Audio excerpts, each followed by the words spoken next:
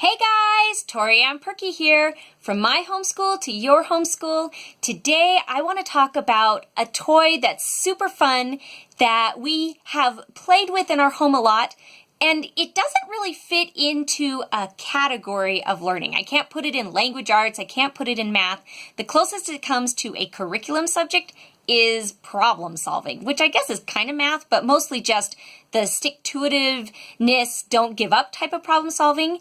And the reason I want to share this is because I believe that if you have a home that's full of engaging, exciting things to do, then your kids are going to be motivated, lifelong learners because they're used to picking up and exploring new things.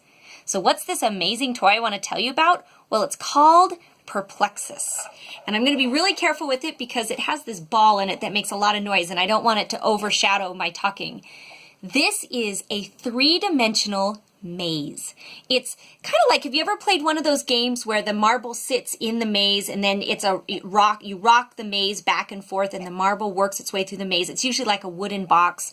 Or you ever got the little toys in maybe a Cracker Jack and there was a little tiny ball and you had to shift the toy around, and as you did, the ball would roll through the maze and you had to get it to the end? Well, consider this that kind of toy on steroids, because what happens here is that you put your ball, and can you hear it? You can hear the ball. There it is. You put the ball in the start point, and I'm not even sure where the start point is on this one. This is the original version, and you put the ball in the start point, and then you start to rotate the ball around through different types of challenges.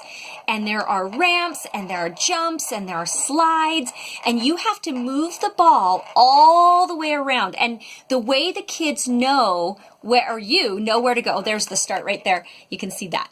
The way you know where to go is there's numbers. So you go from start, and then you have to go from there to number 2, and then from 2 to 3, and it tells you where to go by the numbers. So I guess you could say it's simple counting, but by the time you play with this, you're way past counting. It is not easy. It takes the willingness to be persistent, tenacious. You have to want to solve the problem. And what I love about toys like this is they really pull out intrinsic motivation because you want to finish. And your kids want to finish. And so they continue to play with it over and over and over again, building those muscles of, I'm going to stick to this even though I didn't succeed. And there's other things that do that, like video games, right? If I don't succeed, I go back and I just keep going and there's no pain of trying over and over and over again. But this is a non-screen version that's highly, highly motivating, which is so fun and cool.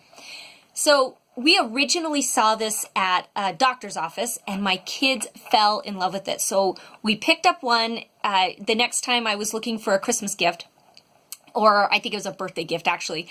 We picked it up and I brought it home. The kids loved it. They loved it so much that they on their own started to invest in all of the other ones, because there's now 5 or 6 different kinds of Perplexus, including, and I'm going to lift this one up, the Rookie. The Rookie is simpler and easier, and the reason I wanted to show this one is because if you have kids who are younger, 5, 6, 7, this is probably the one I would start with rather than the original one. And you can see that how they're different sizes. This one is smaller and the ramps are bigger and things like that.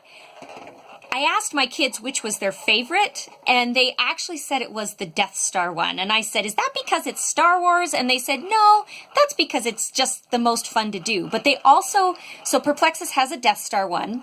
They also have one called Epic, and they also have one called a Twist, where not only are you rotating the ball to get the marble to run through the maze, but you're also twisting the 2 halves of the sphere at the same time.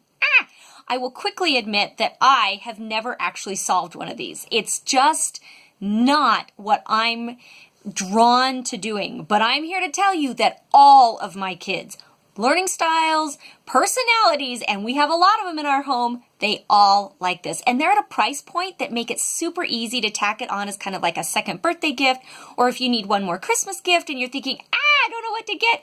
This is a really great toy that's going to hit boys, girls, and it hits that kind of hard range where they start to get older and you're not quite sure what to get them. So I love it specifically for like 9, 10, 11, 12, that age range. It's really awesome. And if you have a puzzle-oriented teenager, they're going to really like this too. I also like it because it can sit on my shelf, and it's one of those things that gets pulled out when friends come over, or you're watching, you have other kids, your like cousins come or friends come over and they just need something to do for a little bit. This is something that you can pull out. It's easily contained, easy to hand off, doesn't need a lot of instructions. It's really, really cool. So I highly recommend it. So much fun in our house, something I think you guys are going to really enjoy. I'm Tori Ann Perky, and I make these videos every week so that you can have a super successful and confident homeschool.